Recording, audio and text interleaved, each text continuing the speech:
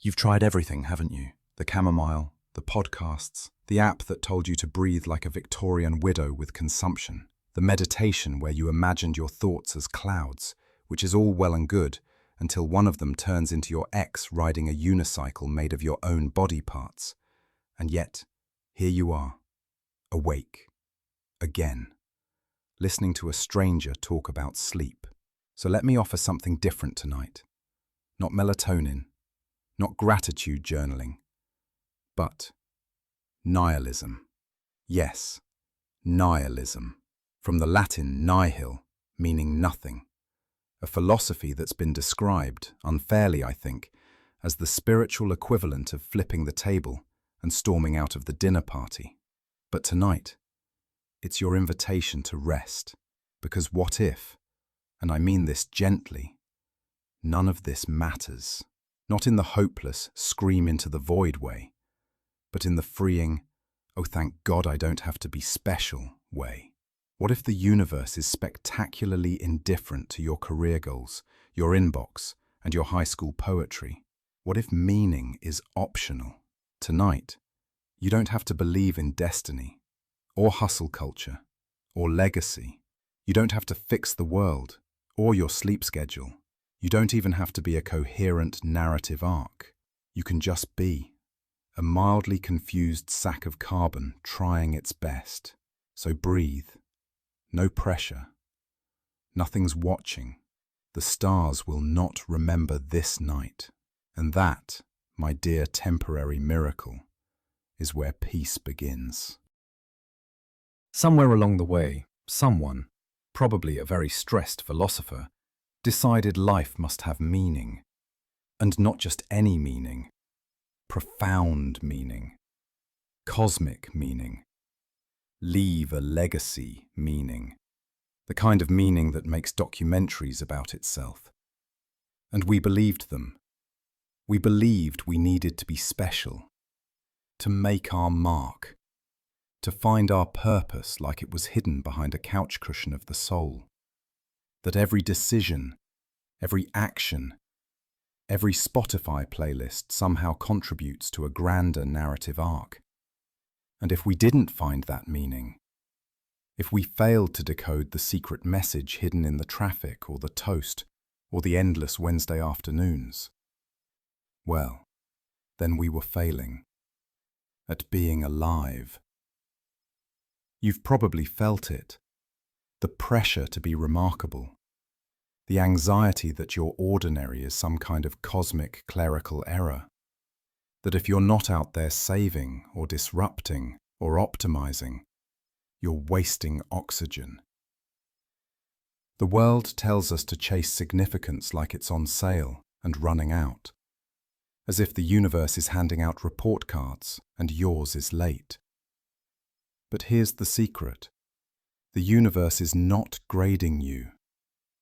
It doesn't care if you wrote a novel or accidentally washed your passport. It didn't flinch when you ghosted that text. It didn't cheer when you got promoted. The universe is busy doing other things, like expanding at an accelerating rate toward inevitable heat death.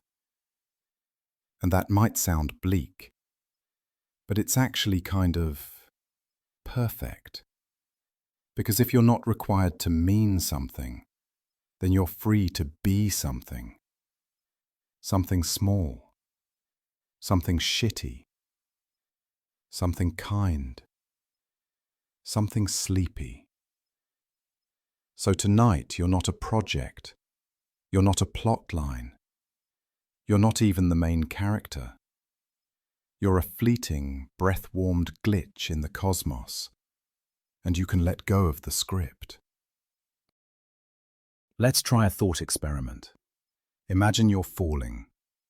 Not just tripping on a pavement falling, but an endless, terminal velocity plunge through a black sky that never runs out. No parachute, no bottom. Now imagine, halfway through the scream, you realize there's no ground coming. There never was. You're just falling, forever. And something unexpected happens. You stop panicking, Because if there's no ground, there's no crash. If there's no meaning, there's nothing to lose. No points to score. No game to win. Just wind. This is the weird liberation of nihilism. The part nobody tells you about because they're too busy crying into their philosophy degrees. Yes, nothing matters. But if nothing matters, then anything can.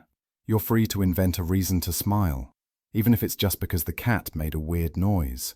You can fall in love with a stranger's laugh, or a perfectly fried egg, or a passing cloud shaped like a duck doing taxes.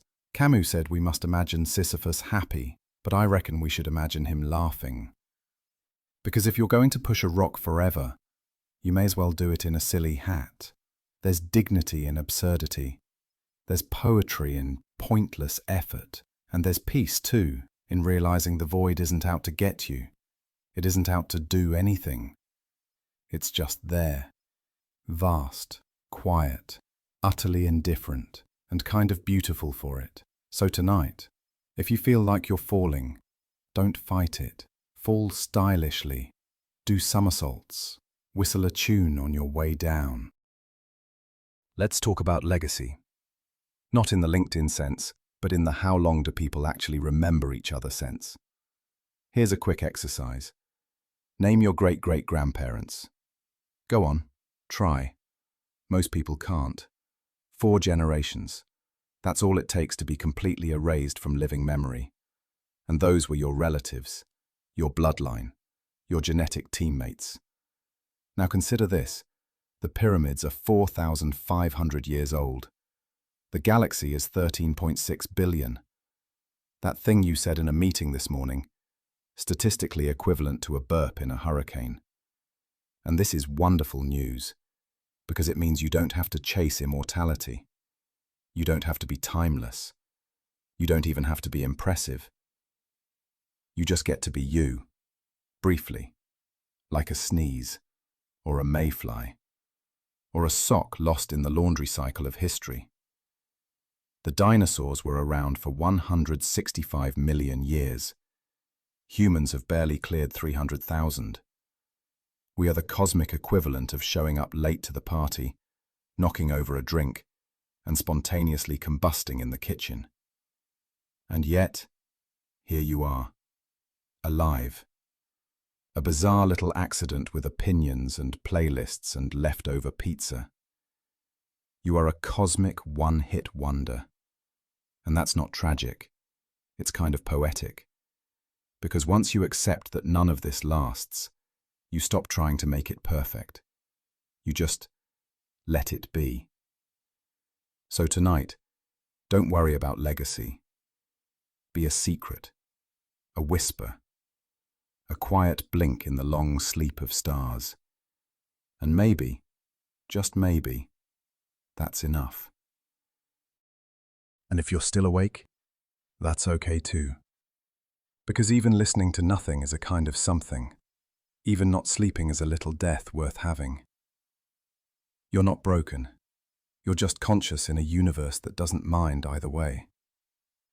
So feel free to stay, to float, to replay this whole rambling lullaby about meaninglessness and mayflies and the exquisite gift of being momentarily unimportant. After all, you've tried everything, haven't you? The chamomile, the podcasts, the app that told you to. So every